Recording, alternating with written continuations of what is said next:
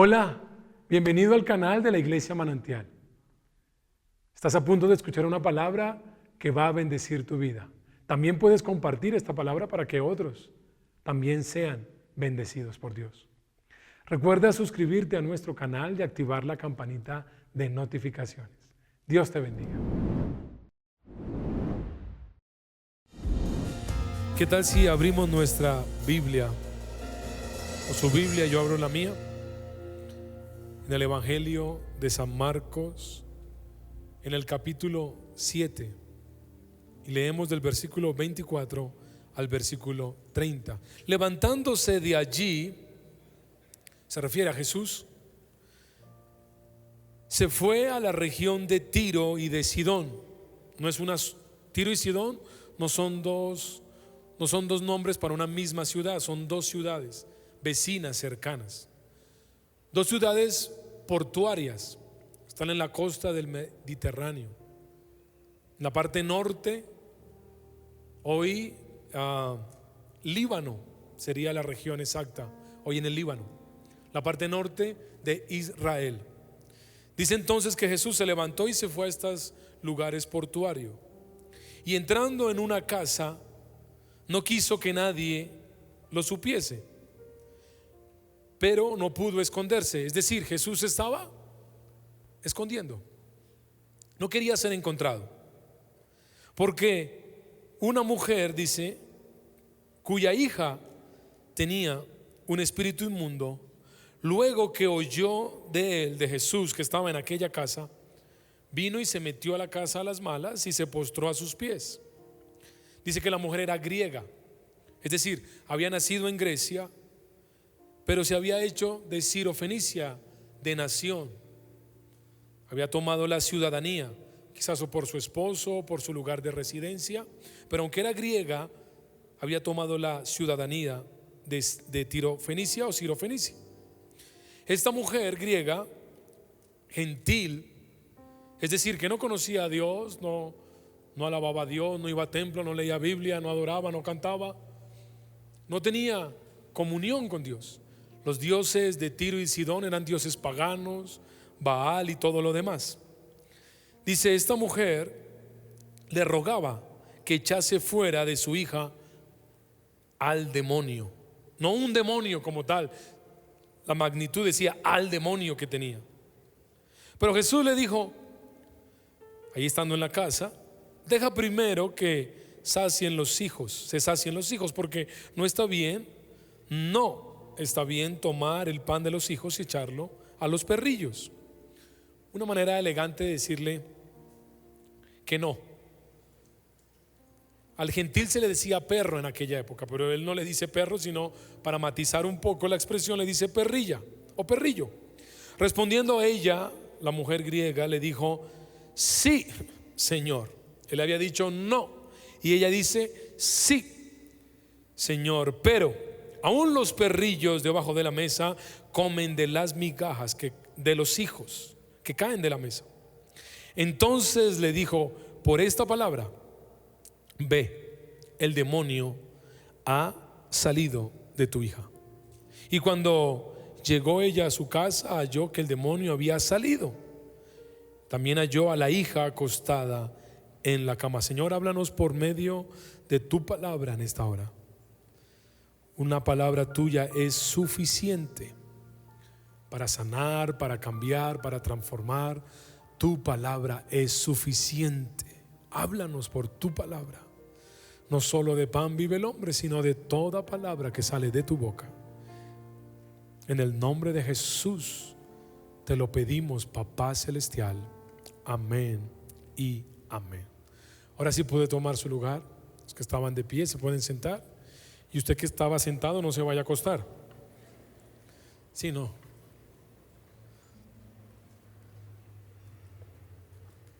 Este tiempo, mayo, un mes convulsionado para nosotros los colombianos.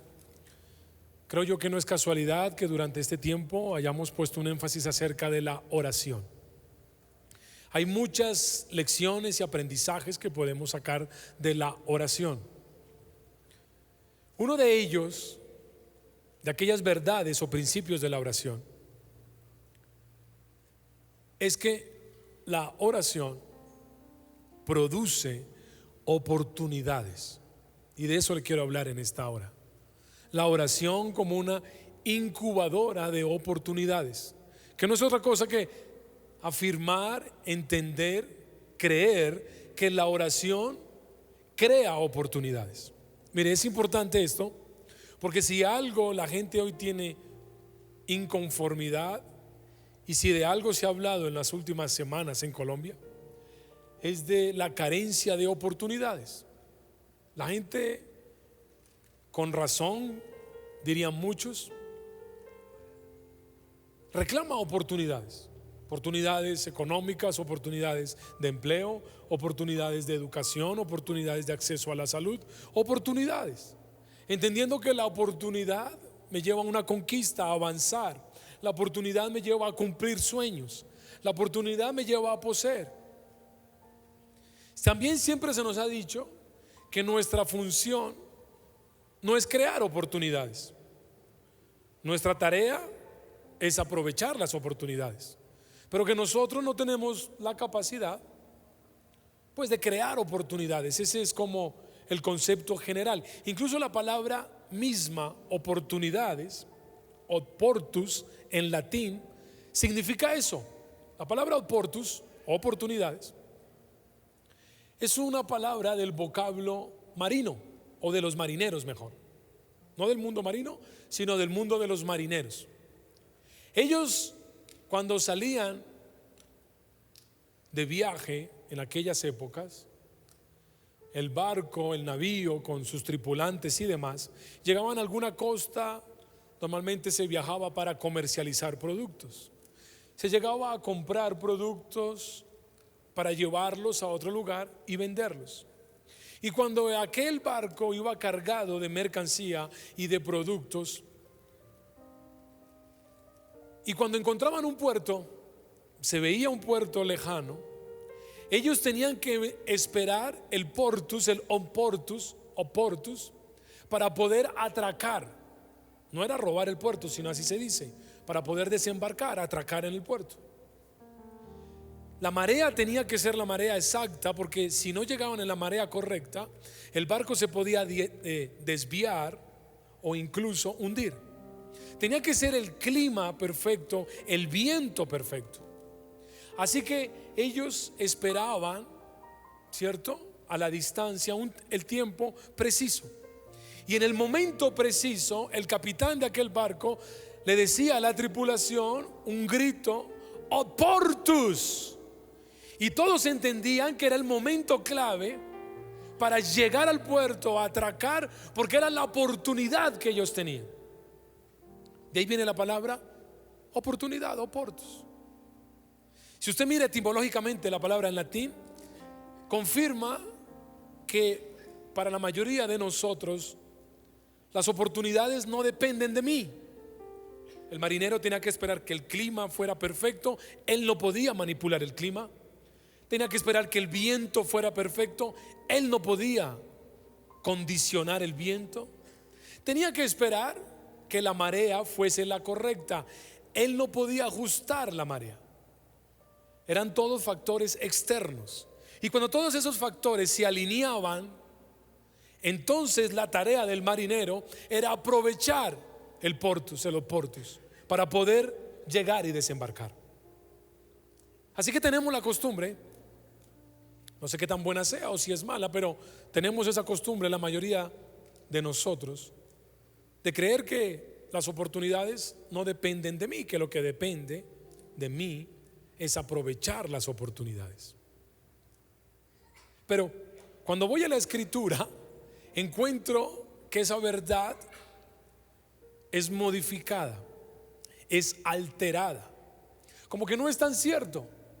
Porque yo acabamos de leer de una mujer en Marcos 7, que también se nos dice en Mateo 15, esta misma historia. Se nos dice que esta mujer, ella provocó una oportunidad, ella creó una oportunidad. Mire, lo primero que leímos dice que Jesús se fue a Tiro, a Sidón, y entró en una casa, versículo 24 dijimos, y no quería que nadie lo supiese, no quería que nadie lo encontrase. Jesús, no sabemos por qué se fue a una región gentil. Algunos escritores o predicadores dicen que incluso él fue intencionalmente a encontrarse con esta mujer, pero la escritura me dice que no, él se estaba escondiendo, no de ella en particular. No quería ser molestado por nadie. En Mateo capítulo 15 nos dan incluso más elementos. Nos dice que la multitud se abalanceaba continuamente sobre Jesús. Nos dice que muchas personas le buscaban, lo acosaban, lo apretujaban para que fueran sanados con su cantidad de peticiones. Así que es muy probable que Jesús se haya ido a una región donde no era conocido, donde no era adorado, donde quizás ni siquiera era celebrado. Hizo una región como a descansar, como a tener un tiempo de reposo con sus discípulos. Y estando allí entró a una casa, no se nos dice si era de un hombre judío o hebreo, seguramente no, porque los judíos no tenían buena relación con los gentiles. No era bien visto un gentil o un hebreo viviendo en territorios con gentiles. No era bien visto. Comercializaban, vivían en lugares más bien apartados. Pero dice que Jesús llegó hasta el lugar portuario y entró a una casa y se escondió allí. Aquella mujer escuchó que Jesús estaba en casa y ella importunó a Jesús, se le atravesó en medio de su escondite y comenzó a rogarle que echara fuera el demonio que estaba sobre su hija. Y algunas lecciones de la actitud de esta mujer, hablando sobre cómo la oración produce, provoca, genera oportunidades. No sé usted, pero si a mí me dice la escritura que yo puedo generar oportunidades, que no tengo que simplemente estar pendiente a esperar que me llegue una oportunidad, sino que a mí Dios me permite provocar una oportunidad, me interesa saber cómo. Me interesa descubrir cómo, conforme a la palabra, yo puedo provocar una oportunidad. Lo primero que yo veo de las tantas lecciones que hay en este pasaje,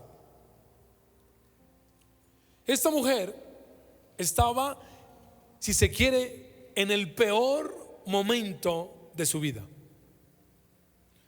No se nos dice dónde estaba su esposo, si tenía esposo, pero era una mujer totalmente desesperada. Aquella mujer era una mujer angustiada, era una mujer en crisis, era una mujer sin respuestas. En aquella región, imagínense, si tenía a su hija endemoniada, seguramente Jesús no fue la primera opción. Tuvo que haber ido a sus templos, a sus dioses, a sus sacerdotes de aquella región, a sus baales. Tuvo que haber dado ofrendas, tuvo que haber buscado, y nada, por supuesto, nada tenía el poder para liberarla. Era una mujer que había intentado una y otra cosa, fracasado una y otra vez, con angustia una y otra vez. Sin embargo, ella, conforme a la palabra, aprendemos que convirtió el peor momento de su vida en su mejor momento. Una vez más, ella convirtió el peor instante que estaba padeciendo en casa en el mejor instante de su casa. Ella convirtió el momento de angustia, lo convirtió y lo transformó en un momento de celebración. La visita de Jesús fue una visita, si se quiere, casual o natural, y ella transformó algo casual, lo transformó en algo sobrenatural. Aquella visita natural de Jesús, pasando desapercibido por aquel lugar, ella la transformó en algo sobrenatural. ¿Cómo lo hizo ella? ¿Qué hizo ella para convertir el peor momento en su mejor momento? Simple y llanamente, lo único que ella hizo fue orar. ¿Qué fue lo que ella hizo? Orar. Se le atravesó a Jesús y comenzó a orar, comenzó a suplicar, comenzó a pedir, comenzó a clamar: Señor, te ruego, ten misericordia de mí. Señor, Hijo de David, ten misericordia. Mi hija está gravemente atormentada por un demonio. Y comenzó a clamar. Jesús le dijo 2 veces que no. La ignoró, después le dijo que no. Los discípulos la intentaron sacar, pero ella intentaba, ella persistía, ella buscaba. Díganme, muchas personas no le dan el valor correcto a la oración. Muchos de nosotros pensamos que la oración es algo rutinario, algo simplemente que toca hacer porque venimos a la iglesia y entonces antes de comenzar la persona que se para aquí ora. Antes de terminar el culto volvemos a orar. Es algo como que en la casa toca hacer porque nuestros padres a la hora de servir los alimentos nos dicen: ya oró. Es algo que quizás lo hacemos mientras que nos estamos organizando, y como la iglesia de martes a viernes de 6 a 7 de la mañana transmite un tiempo de oración, entonces como que lo pongo ahí mientras que preparo alimentos, mientras que cocino, mientras que algo y lo dejo ahí de fondo, y pues eso me ayuda para que oren. Muchos de nosotros no valoramos la oración. Y lo que quiero que entiendas en esta primera lección de este pasaje es que esta mujer creyó tanto en la oración, se apasionó tanto, se aferró tanto a orar, que convirtió el peor día de su vida en el mejor día de su vida. En un instante. ¿Cómo lo logró? ¿Cómo arrebató una oportunidad? ¿Cómo creó ella una oportunidad? Tan sencillo como a través de la oración. Y si tú no tienes la expectativa correcta acerca de la oración, estás perdiendo tiempo en la oración, estás perdiendo oportunidades en la oración, estás perdiendo puertas en la oración, porque es la oración una incubadora de oportunidades. Es la oración una incubadora. La oración te permite a dar a luz. Si ustedes notan, no fue una gran oración, no fue una súper elocuente oración, no fue una súper elaborada oración. Es más, si se quiere, fue muy sencilla, intensa pero sencilla. Esa oración terca, esa oración que se agarra y que no suelta, como una presa que hasta que no la tenga no te suelto. Es esa oración que se aferra. Es esa oración, como nuestro pastor Eduardo nos ha enseñado muchas veces, orar hasta que algo suceda. No importa la elocuencia, no importa la cantidad, la magnitud, la profundidad de las palabras. Es la profundidad, es la intención de la oración. Pregunto, ¿cómo es tu oración? ¿Cargada de rutina y de cansancio? ¿Cómo es tu oración? Ahora también llama la atención, bendita terquedad de una mujer. Llama la atención que Jesús no pudo esconderse de esta mujer. Creo yo que Jesús podía esconderse. O sea, si Jesús realmente no quería ser encontrado, por más de que esta mujer hubiese buscado, no había manera. Es el rey del universo, es el creador de todo lo que hay, es el hijo del Dios mismo. Si Jesús de verdad hubiera querido esconderse para no ser hallado, esta mujer nunca lo hubiera podido encontrar. Pero cuando ella comenzó y escuchó, Jesús se dejó encontrar, palabras más, palabras menos. ¿Y por qué se dejó encontrar? Porque había una oración que lo atraía, había una oración que lo provocaba. Y entonces me lleva a mí a cuestionarme y a preguntarme, ¿es mi oración un motivo de provocación para Jesús? Cuando yo oro, Jesús se siente atraído para dejarse encontrar. Cuando yo oro, de verdad, mi oración es tan importuna, cargada de tanta fe, que aún Jesús en medio de descanso se descubre para atenderme. ¿O es mi oración una oración rutinaria, cansada, llena de fatiga, llena de queja,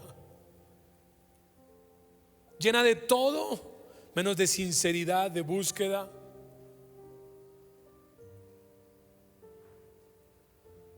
A usted y a mí nos ha pasado que a veces uno se encuentra con gente y como que se quiere esconder, ¿no?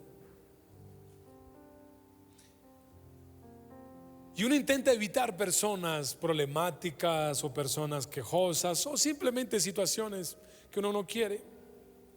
No es el momento, no es la situación y uno quiere evitar. Y Jesús estaba en esa actitud, él no quería encontrarse con nadie. Pero hubo una mujer que lo interrumpió y lo descubrió. Y quiero alentar a aquellas personas que evalúes, que reflexiones, que entiendas, que mires cómo es tu oración.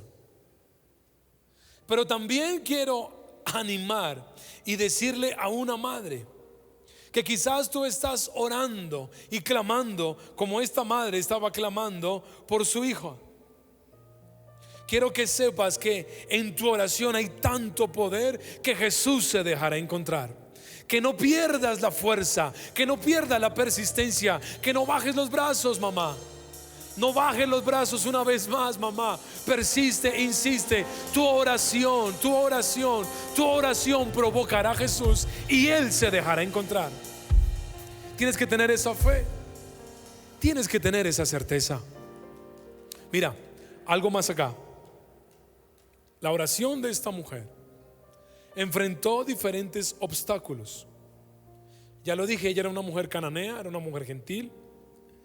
De por sí era mujer. En aquellos tiempos la mujer era como una clase inferior. Y más una mujer cananea frente a un hombre judío no era bien visto. Por eso es que en Juan 4, cuando Jesús va al pozo y le pide a la mujer de beber, ella le dice: tú, un hombre judío, pidiéndome a mí agua, una mujer cananea, gentil. No era lo común. Se nos dice también que la hija de esta mujer tenía un demonio, el demonio. Y bueno, nadie termina endemoniado o endemoniada comiendo chocolate. Alguna cosa rara estaba haciendo esta niña. En algún rollo estaba metida. Es decir, no era una buena niña, no era simplemente una muchacha que, ay, me endemonié, ay, salí al parque a jugar y terminé endemoniada. No, algo malo estaba haciendo. Además, en Mateo 15 se nos relata muy bien el detalle de cuando esta mujer comienza a rogar y lo primero que Jesús hace es que la ignora. Quiero que lo leamos.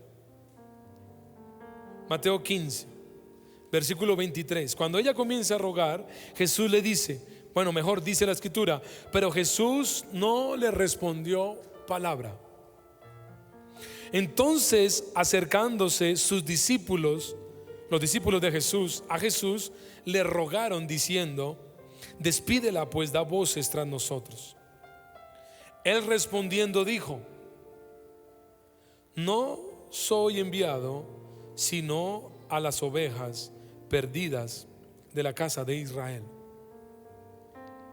Entonces ella vino y se postró ante él.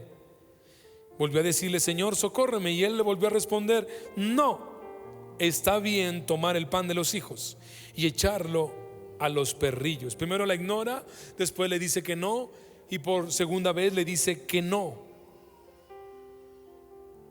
Obstáculos. Si usted los lee y los enumera, son como 7 obstáculos que esta mujer tiene que enfrentar. Y llama, es increíble cómo ella en medio de su oración, ojo, ella no pierde el enfoque de su intercesión. ¿A quién de nosotros si se acerca usted a alguien y le pide algo y lo ignora, usted de una contesta: este grosero atrevido, ¿o no? Venga, pero le estoy hablando, no sea maleducado. Y si es una persona superior o de un rango superior y usted se acerca y le pide algo, o se acerca para conversar, y aquella persona simplemente lo mira y lo ignora o la ignora y sigue de largo, usted de una se molesta. De una uno dice: este guache se creerá mucho, pues, este desgraciado.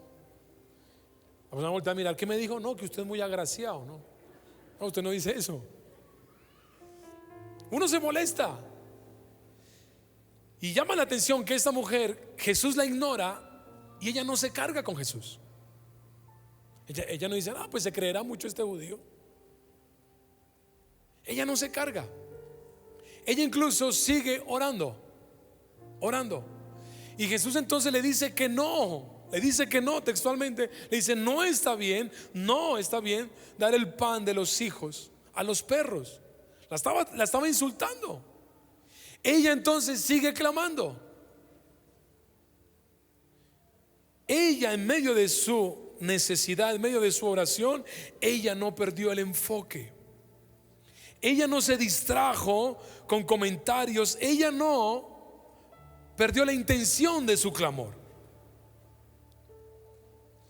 ¿Cómo una persona con obstáculos, con ofensas, con barreras para acceder, no se desanima, no se desconcentra o no pierde su enfoque?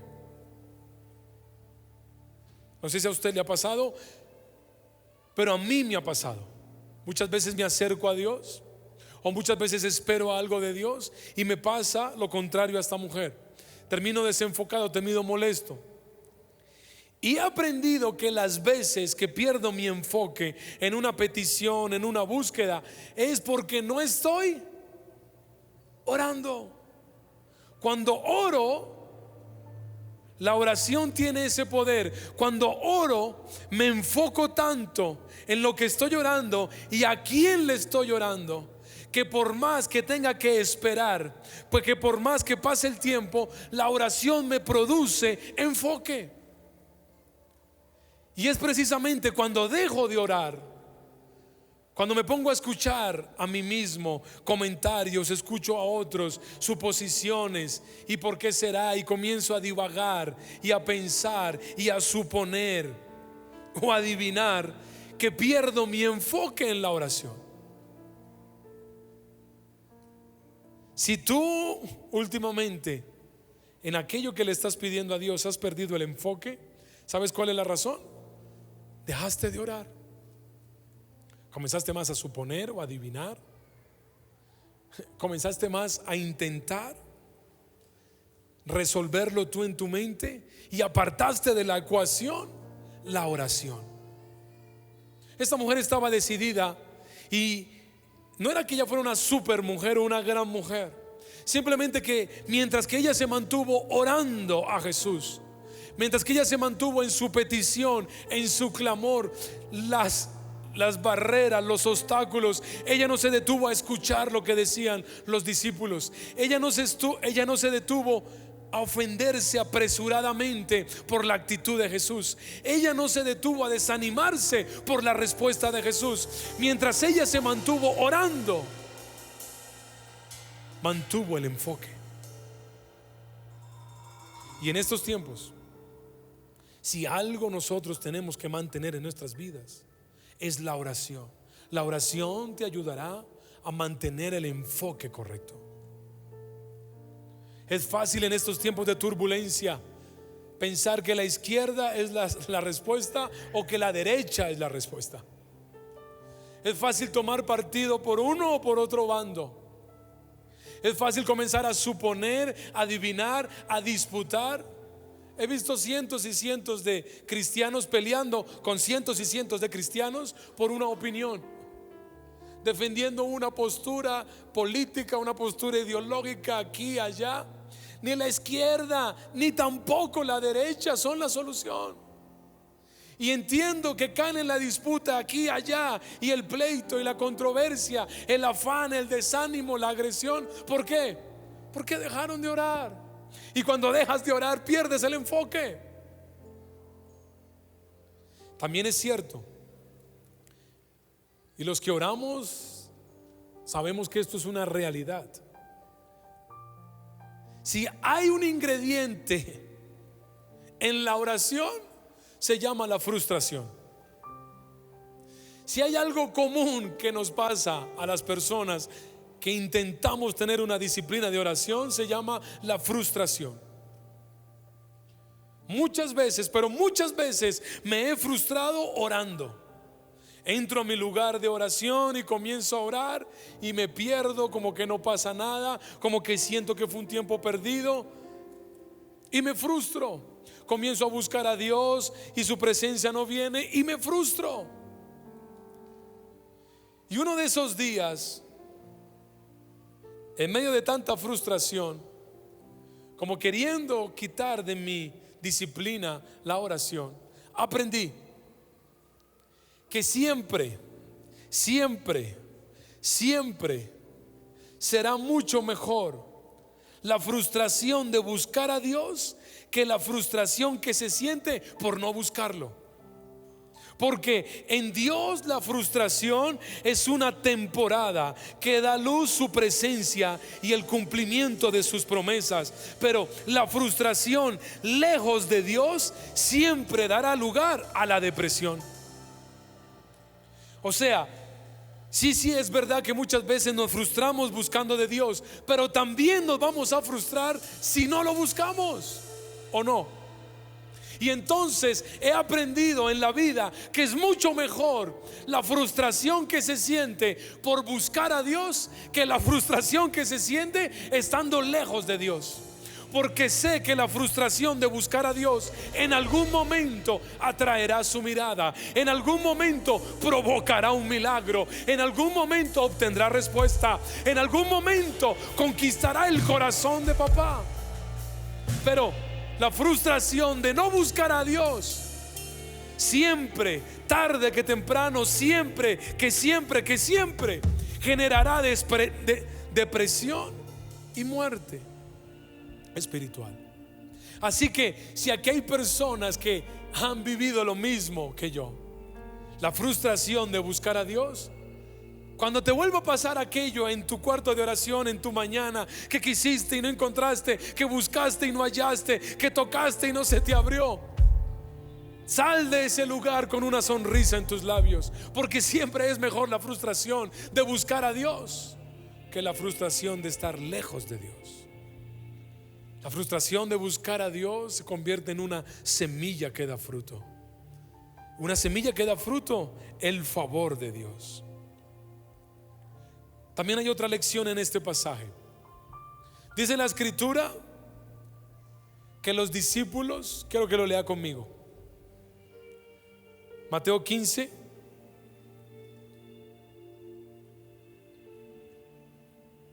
(23) dice en la segunda parte del versículo: entonces acercándose sus discípulos, diga conmigo, ¿le qué? ¿Le qué? ¿Qué es eso que le rogaron? En nuestro lenguaje actual, ¿qué es lo que estaban haciendo sus discípulos? Orando. Ellos también oraron. Aquí hay dos oraciones que se contraponen.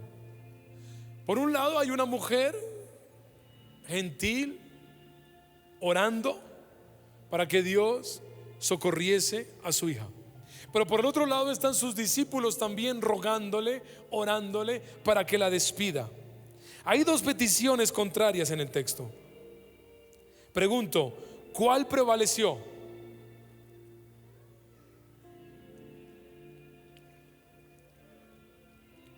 Note esto, la oración que prevaleció fue aquella que afirmaba la palabra. ¿Qué se refiere usted con afirmar la palabra, David? Mira, la palabra no puede negarse a sí misma. Jesús, ¿quién es la palabra? Jesús. Juan 1:1. Pon ahí Juan 1:1. Porque a veces dicen, ¿por qué dicen que Jesús es la palabra? Dice en la Biblia, en el principio era el verbo, la palabra. El verbo es la palabra. En el principio era la palabra, era el verbo. Y el verbo era con Dios y el verbo era Dios. Bueno, ahí no me está diciendo la Biblia que Jesús es la palabra. Simplemente que me dice que en el principio era la palabra y que la palabra era con Dios y que la palabra era Dios. Ahora el versículo 14 de Juan 1:14. Dice la escritura: y aquel verbo, es decir, aquella palabra, ahora sí, fue hecho carne y habitó entre nosotros. Y vimos su gloria, gloria como del unigénito del Padre, lleno de gracia y de verdad. Por eso nosotros afirmamos que la palabra, ¿quién es? Jesús. Vamos una vez más, la palabra, ¿quién es? O sea que tiene hambre. Ya vamos a almorzar. ¿La palabra quién es? Ahora te estoy diciendo a qué oración contestó Jesús. Aquella oración que afirmaba la palabra. ¿Por qué? Porque la palabra no puede negarse a sí misma. Jesús, que era la palabra, él no podía negarse a sí mismo. La palabra en Jeremías 33:3 dice: clama a mí y yo, ayúdeme, y yo te responderé. La palabra no puede decirme: clama a mí y yo te responderé. Y cuando una mujer esté clamando, decirle: no, de malas. ¿Por qué no? Porque los discípulos me están diciendo que te ignore. La palabra no puede negarse a sí misma. En Mateo 7:7 Jesús mismo dice: pedid y se os dará, buscáis y hallaréis, llamad y se os abrirá. Y más adelante, hablándole sobre la oración, dice: pues si vosotros, siendo malos, sabéis dar buenas dádivas a vuestros hijos, cuánto más vuestro Padre Celestial no dará buenas cosas a sus hijos. La palabra no puede negarse a sí misma.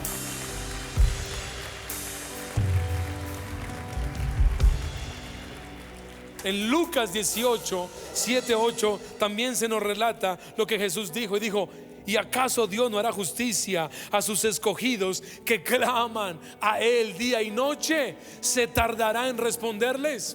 Él no podía enseñar que responderá a aquellos que claman día y noche, pero a su vez ignorar a una mujer que le estaba clamando de día. La palabra no puede negarse a sí misma. ¿Y por qué esto es importante?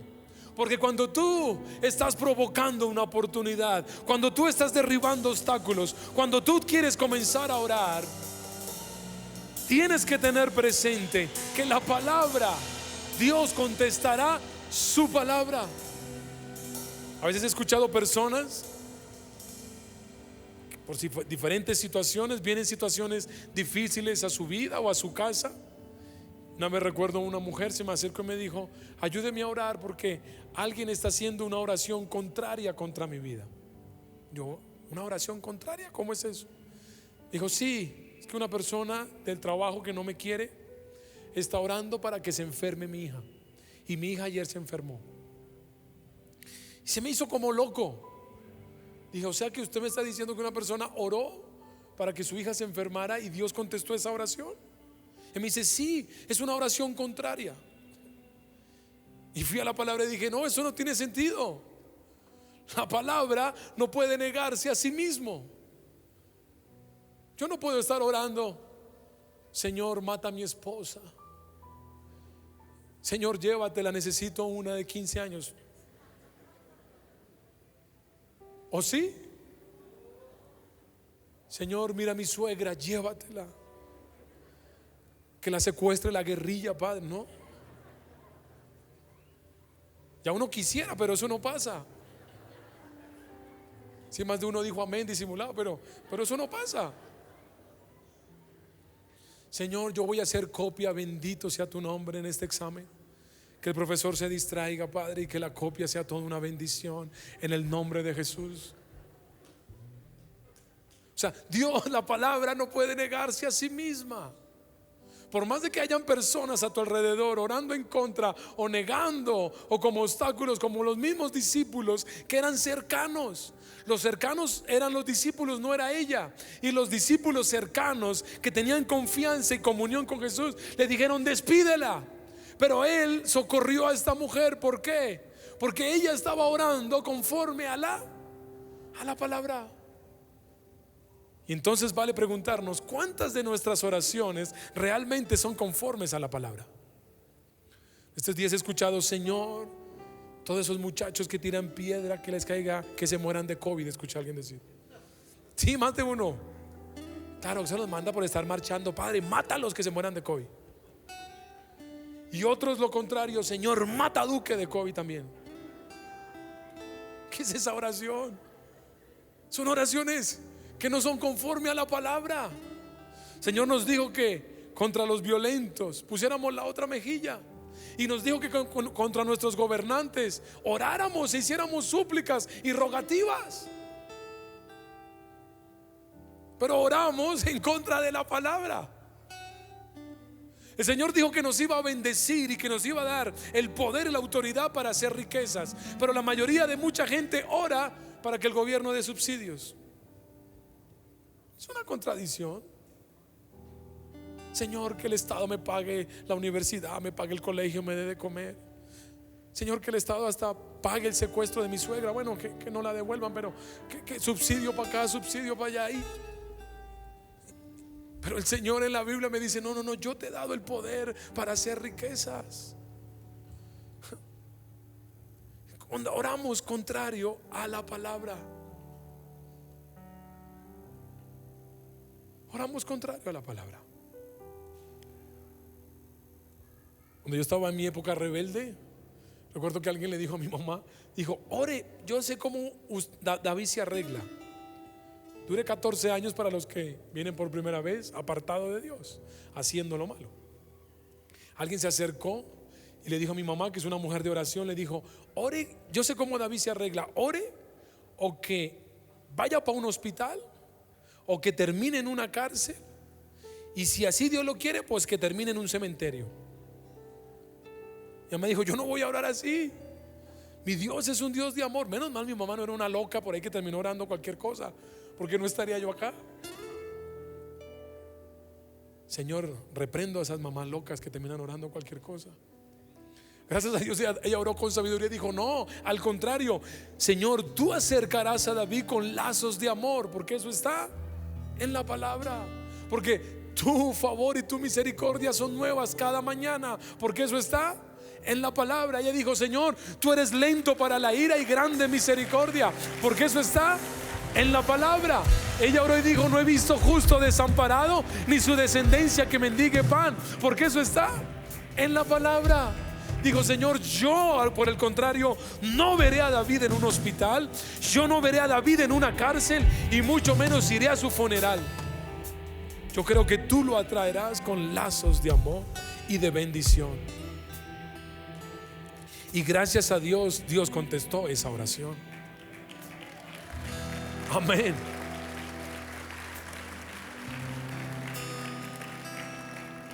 Te pregunto: Señor, que me gane el baloto, tú me das el número del chance, bendito sea el Señor. Aleluya. Si se ríe es porque lo ha orado. Bandido, ¿no? Sí. Señor, voy en pico y placa, enceguece a ese policía. Ese policía incircunciso, enceguécelo ahora, que no me pillen. Y esas cámaras, Señor, detectores de velocidad, ahora tú las confundes en el nombre de Jesús. ¿Cuántos hemos orado contrario a la palabra? La palabra no puede negarse a sí misma. Por el contrario, papá, mamá, iglesia, son tiempos de clamar conforme a la palabra. Oh, cielo y tierra pasarán, pero sus palabras nunca. Alguien tiene que decir conmigo nunca.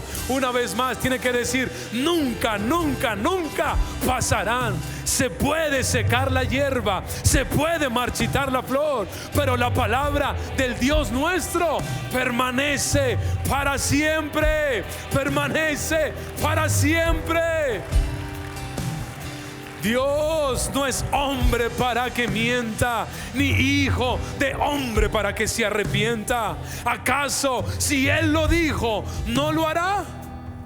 Sí lo hará. Ni su brazo se ha debilitado, ni su poder se ha escaseado.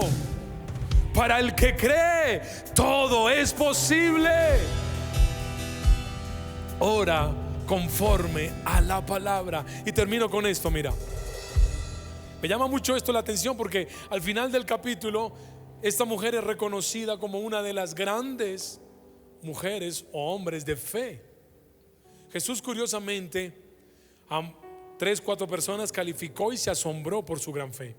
Curiosamente, bueno, los 4 muchachos que llevaron la camilla, pero de resto todos no eran gentiles. Centurión romano y esta mujer sirofenicia. Ella le dice: por tu gran fe. Incluso dice en Mateo 28, dice: oh mujer, grande, grande es tu fe. Es en griego megapistos. Pistos es fe. Le dice: oh mujer, megapistos, estoy sorprendido por ti. Qué grande es tu fe. Y me cuestiona porque no es una mujer primero creyente. Por algo su hija estaba endemoniada, algún enredo andaba allá. Ahora, ella no leyó Biblia. Romanos 10:17 nos dice acerca de la fe, que la fe viene ¿por qué? Por el oír. Mire, así que la fe es por el oír, y el oír por la palabra de Dios. Ella, ojo con esto, ella no leía Biblia. Ella no tenía Biblia. Ella no tenía templo. Ella no iba a iglesia. Ella no tenía awaken. Ella no adoraba. Ella no cantaba. Ella no tenía pantalla. Ella no tenía lugar de reunión. Ella simplemente, alguien le contó, porque ni siquiera ella estuvo en el Sermón del Monte.